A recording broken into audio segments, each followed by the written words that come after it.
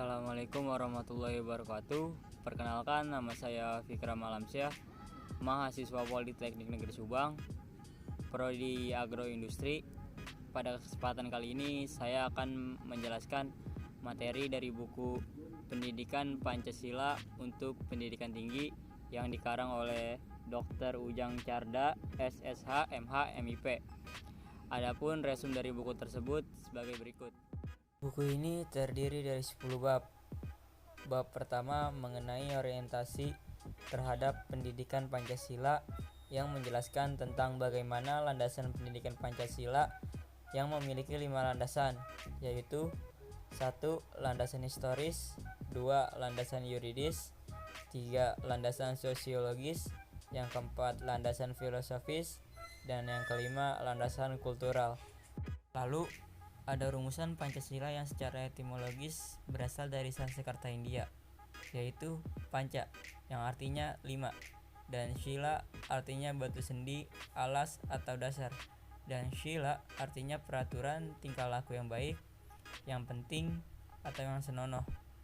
Ada pula tujuan mempelajari Pancasila adalah ingin mengetahui Pancasila yang benar, yakni dapat dipertanggungjawabkan.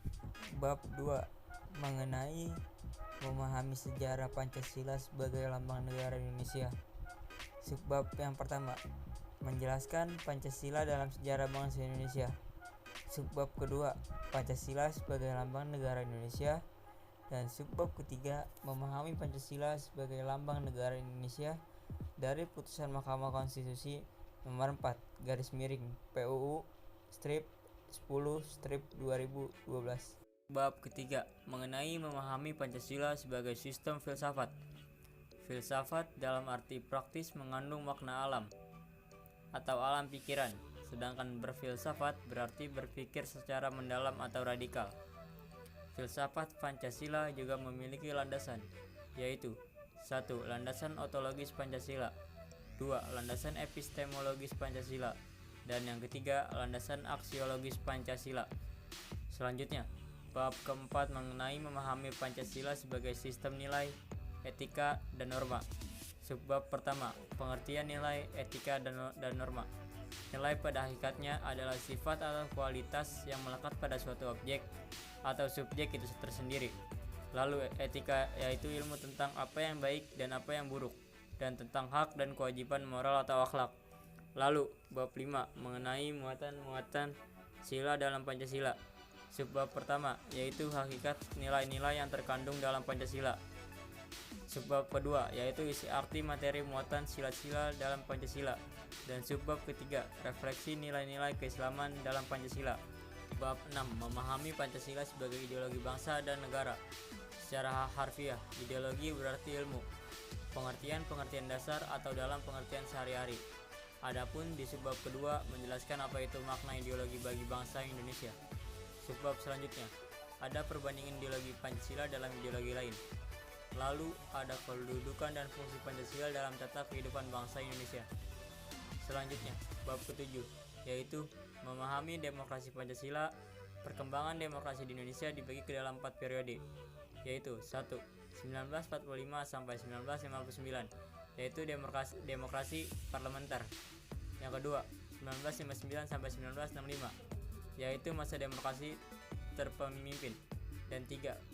1966 sampai 1998, yaitu masa demokrasi Pancasila era Orde Baru. Dan periode 1999 sampai sekarang, yaitu masa demokrasi Pancasila era reformasi. Lalu bab 8 memahami hak dan kewajiban asasi manusia dalam Pancasila. Hak asasi manusia dan hak dasar memiliki perbedaan, yaitu istilah hak dasar manusia lebih fundamental sifatnya daripada hak asasi manusia. Lalu hak dasar manusia merupakan istilah yang digunakan dalam dominan hukum tata negara, sedangkan hak asasi manusia merupakan istilah yang digunakan dalam hubungan internasional. Selanjutnya, bab 9 yaitu memahami Pancasila dalam sistem ketatanegaraan Indonesia yang berisi arti Pancasila dalam pembukaan Undang-Undang Dasar 1945, arti Pancasila dalam pasal UUD 1945, kedudukan pembukaan Undang-Undang Dasar 1945 dan lainnya. Dan bab terakhir yaitu bab 10 tentang refleksi Pancasila sebagai paradigma reformasi dalam kehidupan bermasyarakat, berbangsa, dan bernegara. Menjelaskan tentang 1. Pengertian paradigma, 2. Pancasila sebagai paradigma pembangunan. 3. Pancasila sebagai paradigma reformasi. 4. Pancasila dalam paradigma kehidupan kampus. Dan yang kelima, eksistensi Pancasila sebagai paradigma pembangunan di era globalisasi. Demikian resum dari buku kali ini. Kurang lebihnya mohon maaf dan semoga bermanfaat. Wabillahi taufiq wal hidayah. Wassalamualaikum warahmatullahi wabarakatuh.